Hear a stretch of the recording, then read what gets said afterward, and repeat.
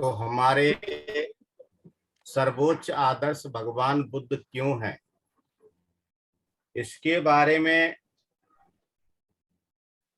परम पूज्य बोधिसत्व बाबा साहब डॉक्टर अंबेडकर ने संसार के सभी धर्मों के बारे में जानकारी ली, उनका अध्ययन किया और अध्ययन करने के बाद में मई 1950 में बाबा साहब ने एक लेख लिखा था। उसमें बाबा साहब ने क्या निष्कर्ष निकाला, बाबा साहब क्या कहते हैं कि व्यक्ति के विकास के लिए, है ना, अभी एक दिन प्रश्न आया था और मैंने बताया था उन प्रश्नों को भगवान बुद्ध ने हमेशा अव्याकृत रखा, जिनका व्यक्ति के विकास से कोई लेना देना नहीं है। तो बाबा साहब क्या कहते हैं, किसी भी धर्म में व्यक्ति के विकास के लिए 4 बातें होनी चाहिए। कौन कौन सी 4 बातें होनी चाहिए? पहली बात तो ये है, समाज की एकता और अखंडता के लिए कायदे कानून की अपेक्षा सील ज्यादा महत्वपूर्ण होते हैं। अतः ऐसा धर्म होना चाहिए जिसका जो आधार है वो सील हो। आप सीलों के बारे में सभी जानते हैं। सील कानून नहीं है। सील में और कानून में बहुत बड़ा फर्क है। सील स्वयं के लिए पालन करने के लिए होते हैं, अपनी इच्छा से होते हैं।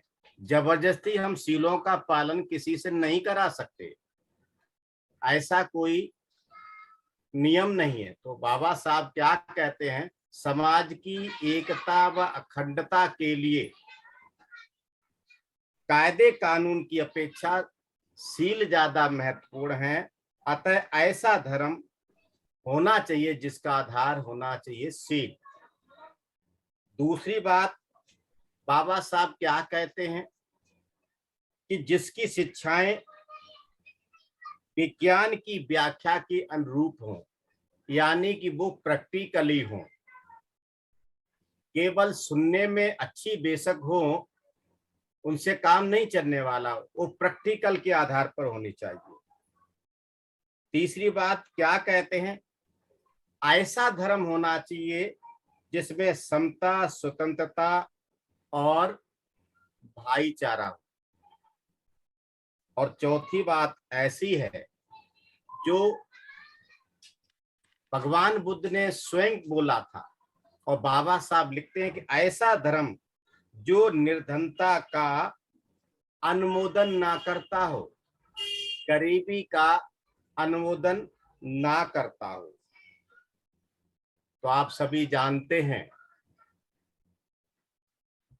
भगवान बुद्ध के बारे में एक बार की बात है, ये उधर साउथ इंडिया की है। किसी हमारे संघ के एक ज्येष्ठ धर्मचारी की जो मुलाकात है एक बहुत बड़े विद्वान त्रिपिटक के व्याख्याता जिन्होंने पाली में पीएचडी की थी, उनसे हो गई। तो उन्होंने उन विद्वान से पूछा कि भगवान बुद्ध के बारे में जो बुद्ध वंदना में शब्द आए हैं, इतिपिसो भगवा अरहं सम्मा संबुद्धो विद्याचरण संपन्नो सुगतो लोकविदु अनुत्तरो पुरुष धम्म सारथी सत्था देव मनुष्यानंग बुद्धो भगवाती। ये जो लगातार ऐसे क्रम से क्यों आए हैं, बुद्धो भगवाती पहले क्यों नहीं है, इतिपिसो भगवा बाद में क्यों नहीं है, या बीच में क्यों नहीं है? तो वो जो उनको जो बताते हैं, वो कहते हैं कि सबसे पहले जो नाम आता है मैत्री और करुणा के महासागर तथागत सम्यक संबुद्ध आता है। तो भगवान शब्द पहले क्यों आता है? आप सभी जानते हैं, सच बात तो यह है कि भगवान केवल इस पृथ्वी पर, विशेषकर भारत में, दो ही लोग भगवान कहलाने के अधिकारी हैं। एक तो स्वयं भगवान बुद्ध हैं, जिनको गौतम बुद्ध कहते हैं, तथागत बुद्ध कहते हैं, और दूसरे हैं महावीर स्वामी। बाकी 14वीं शताब्दी से पहले कोई भी कहीं भी ऐसा कोई ग्रंथ नहीं मिलता जिसमें किसी को भी भगवान कहा गया हो, केवल और केवल भगवान बुद्ध को।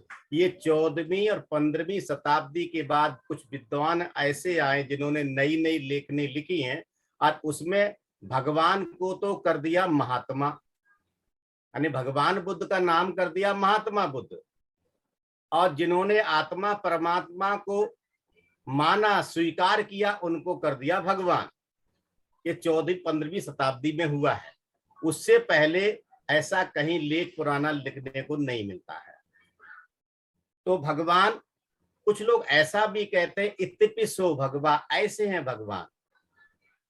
एक बार की बात, में हमारे सामने बैठे हुए हैं धम्मित्र कुशली लाल जी, इनके यहाँ क्लास चल रही थी, और क्लास के बाद में अंत में, जैसा कि हमारा सिस्टम है, पूछिए कुछ पूछना हो, तो एक जो विद्वान हैं, जानते भी हैं सब कुछ, उसके बाद में वो पूछने लगे कि भगवान क्यों कहते हैं बुद्ध को, इसका मतलब क्या है? तो भगवान का मतलब क्या है ये सब समझते ही हैं कि भग रागो भग दोषो भग मोहो अनासबो ती भगवा, अर्थात जिसने राग को, द्वेष को और अज्ञान को भगन कर दिया, खत्म कर दिया, तो भगवान कहलाने का अधिकारी। आप जानते हो, उन्होंने तो ये सब पूरी तरीके से खत्म कर दिया है। भग्गा से पाप का धम्म भगवा तेन बचती, अर्थात भगवान बुद्ध ने राग द्वेष मोह को पूरी तरीके से भगन कर दिया, सारे आश्रम से मुक्त हैं, जैसे कामासव है, भवासव है, अविद्याश्रम है। भगवान बुद्ध ने काम, क्रोध, लोभ, द्वेष, मोह के अतिरिक्त 108 प्रकार की जो तृष्णाएं हैं, उन पर भी विजय प्राप्त की थी, इसलिए वो भगवान कहे जाते हैं। और भगवान बुद्ध के और बहुत सारे नाम हैं, केवल भगवान बुद्ध या गौतम बुद्ध ही नहीं है।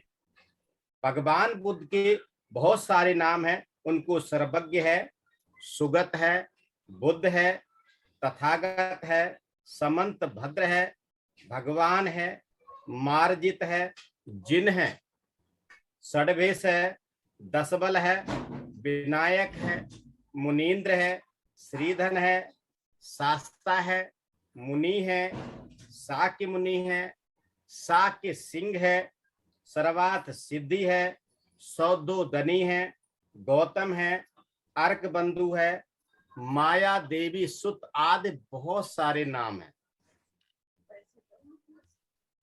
पौराणिक जो पुरुष हुए हैं या ऐतिहासिक जो पुरुष हुए हैं, केवल भगवान बुद्ध ही ऐसे महामानव हैं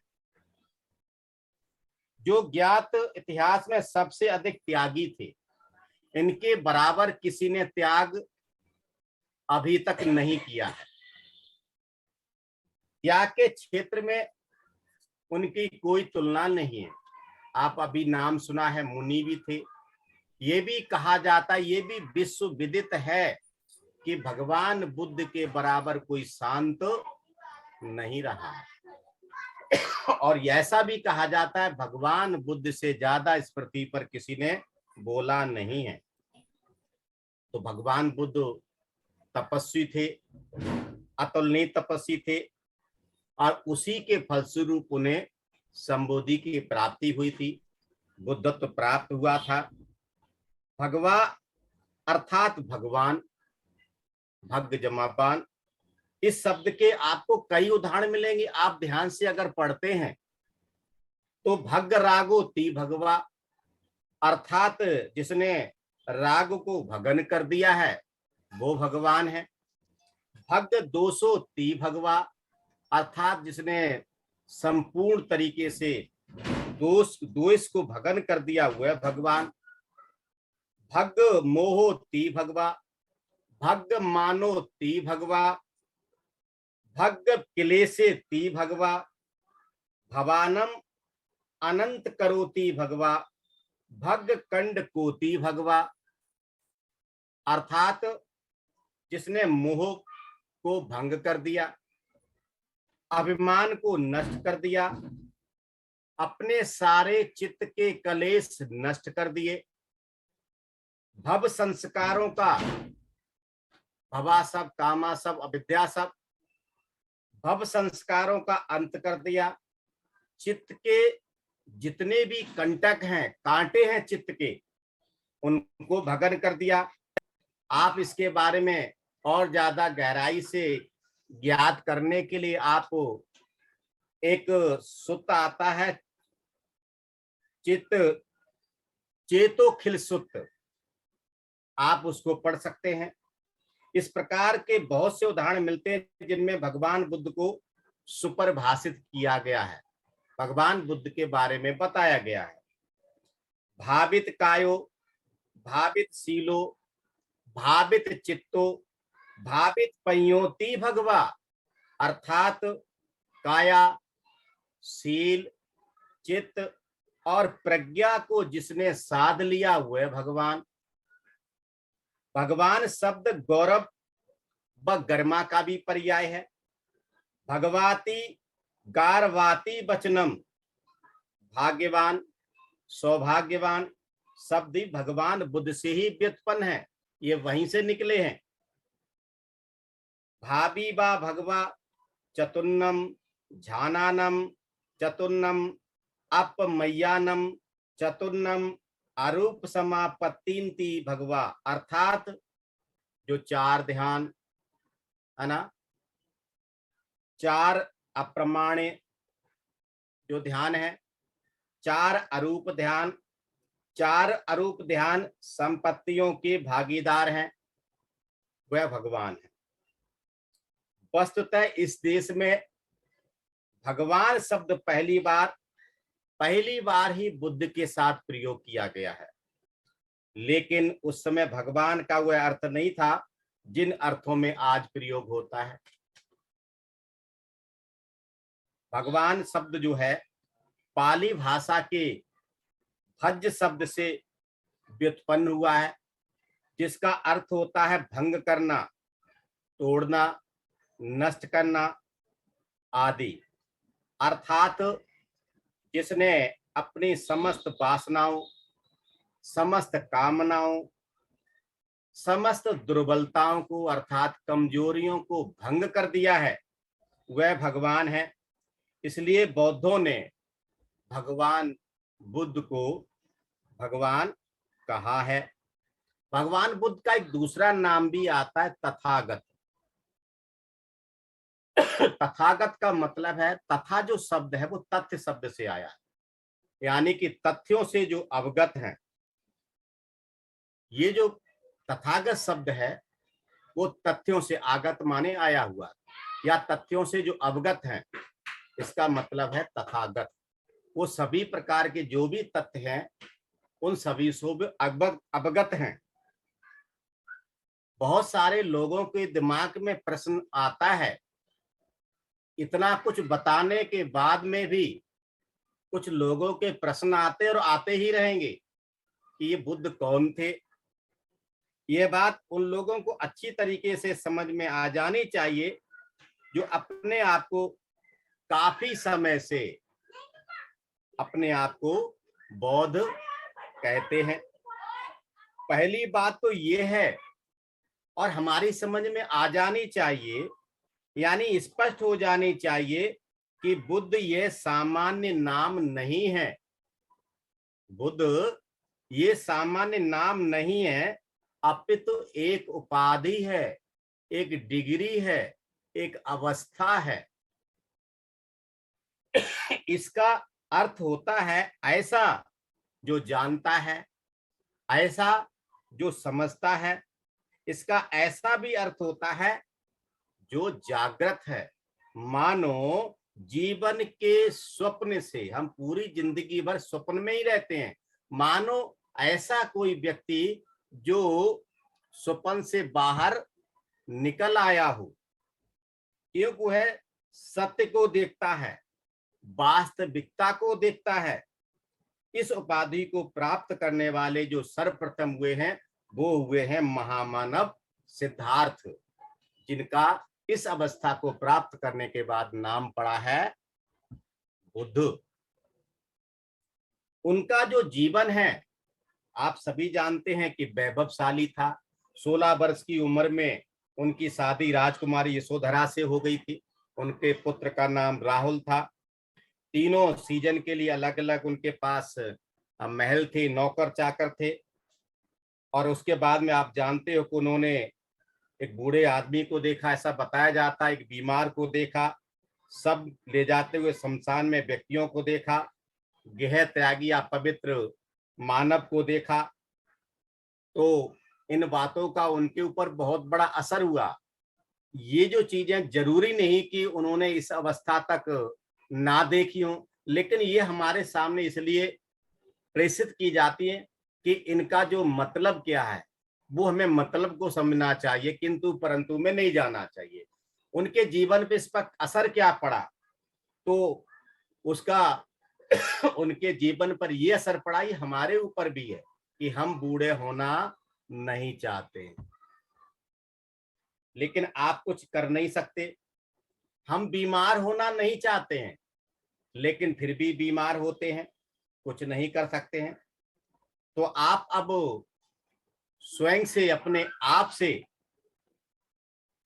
पूछना शुरू कर देते हैं कि मैं यहाँ किस प्रकार से आया हूं, यहाँ मैं जीने की चाहत के लिए हूं और जीते ही रहना चाहता हूं, मरना नहीं चाहता हूं।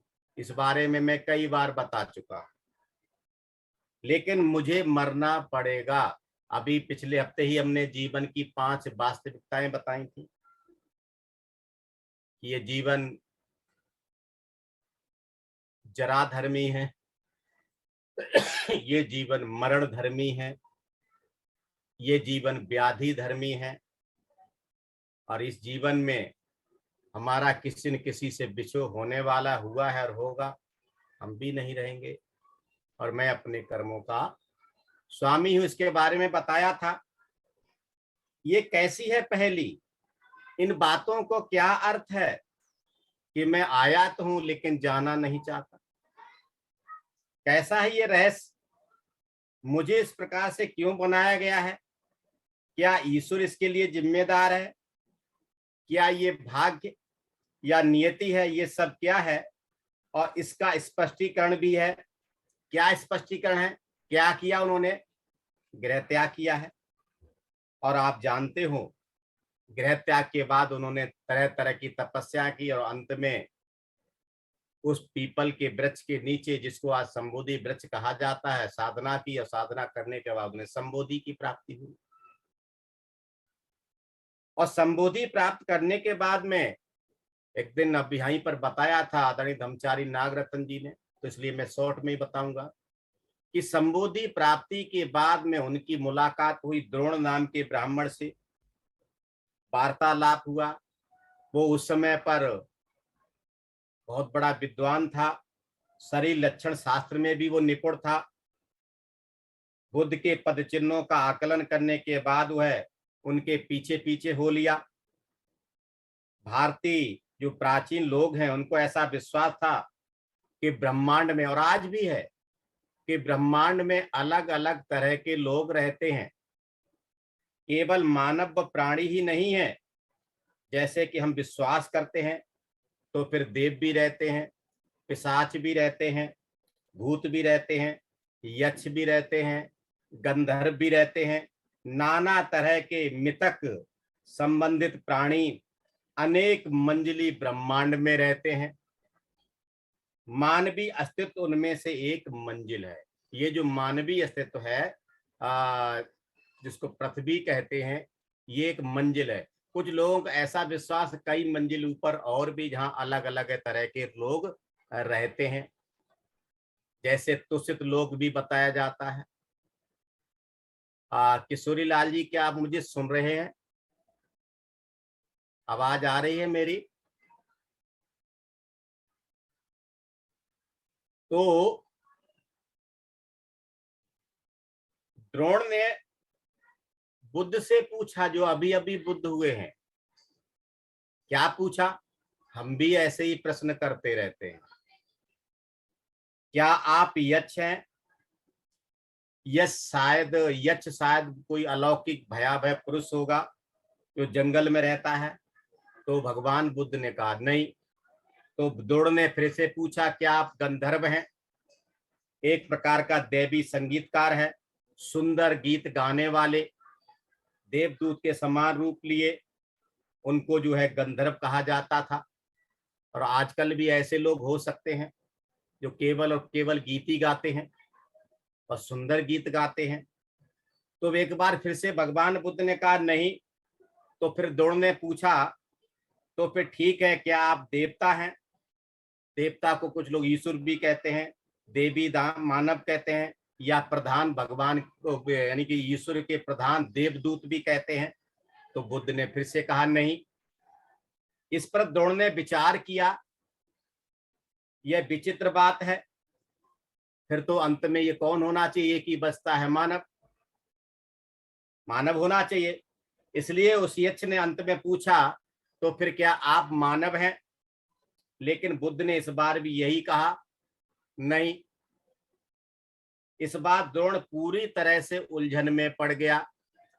और हम भी सही में सामने वाला की अवस्था क्या है नहीं समझ पाते हैं। हमारा भी यही हाल होता है, चाहे हमारे सामने से कितनी भी उच्च अवस्था वाला व्यक्ति क्यों न निकल जाए, हम उसको नहीं समझ पाते। इसी तरह से उसके साथ में हुआ।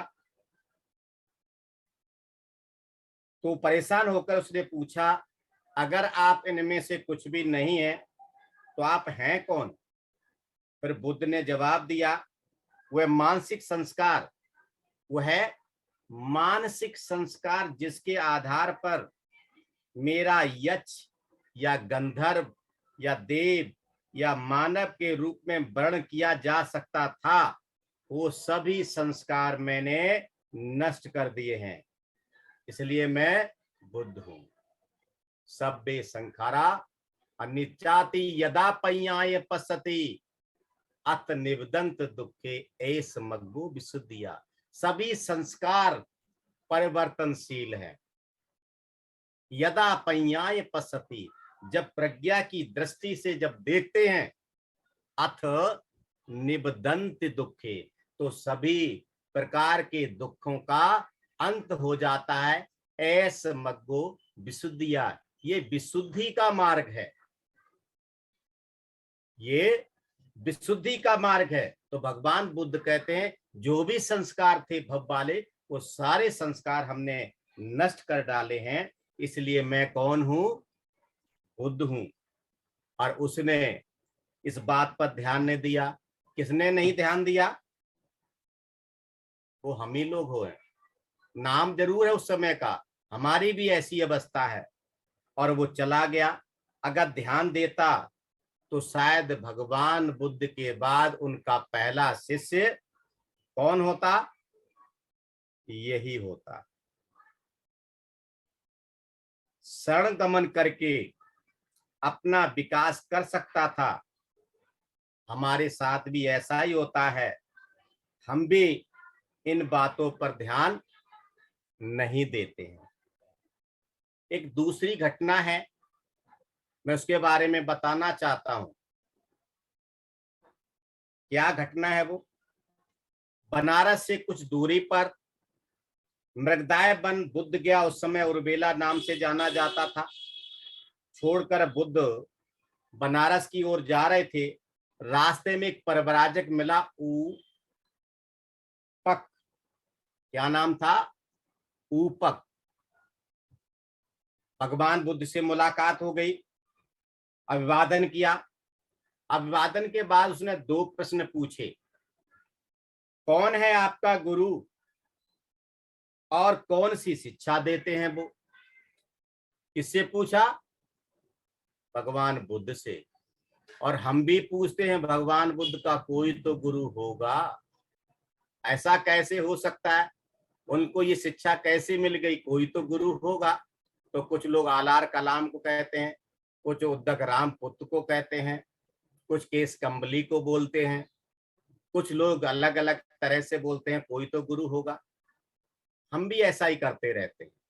सच बात तो ये है, जब संबोधि प्राप्ति की उससे पहले जो 1 हफ्ते का अगर ढंग से आकलन करेंगे तो आपको पता चलेगा उनका कोई गुरु नहीं था। ऐसा उसने पूछा, आपका कौन है गुरु और कौन सी शिक्षा देते हैं? तो भगवान बुद्ध ने कहा, मैंने सभी कलेशों को जीत लिया है, मैं विजेता हूं। मैं सभी पाप धर्मों का जानकार हूं। हम भी हैं पाप धर्म को जानकार, लेकिन पाप धर्मों के केवल केवल केवल जानकार हैं, उन पर काम हम नहीं करते। पता तो होता है अकुशल कर्म क्या है, लेकिन उन पर काम नहीं कर पाते, इसलिए तो आगे नहीं बढ़ पाते। मैं विजेता हूं, मैं सभी पाप धर्मों का जानकार हूं। 108 प्रकार के जो कर्म हैं, जिसमें 54 कुशल और 54 अकुशल। मैं सभी धर्मों में अनासक्त हूं। सभी धम्मा अनत्ताति, सभी धर्मों में अनासक्त हूं, सर्व त्यागी हूं और तृष्णा क्षय से सर्वथा मुक्त हूं। आप सभी को मालूम है, कई बार उन्होंने प्रज्ञारश्मि जी ने बताया है कि जब उन्होंने सभी प्रकार के अकुशल कर्मों का त्याग कर दिया, उसके बाद भी उनके मन में प्रकाश नहीं हुआ, उनको संबोधि का लाभ नहीं हुआ, तो उन्होंने विचार किया कि क्या कारण है कि मैंने सभी प्रकार के कुशल और अकुशल कर्मों का तो त्याग कर दिया है, फिर मुझे मेरे प्रश्नों का जवाब क्यों नहीं मिल रहा है? और दोबारा जब चिंतन किया तो उस गहराई से चिंतन करने के बाद में पता चला कि अभी मेरे कुशल कर्मों का असर मेरे मन मस्तिष्क पर है, और यही कारण है कि मुझे मेरे प्रश्नों का उत्तर नहीं मिल रहा है।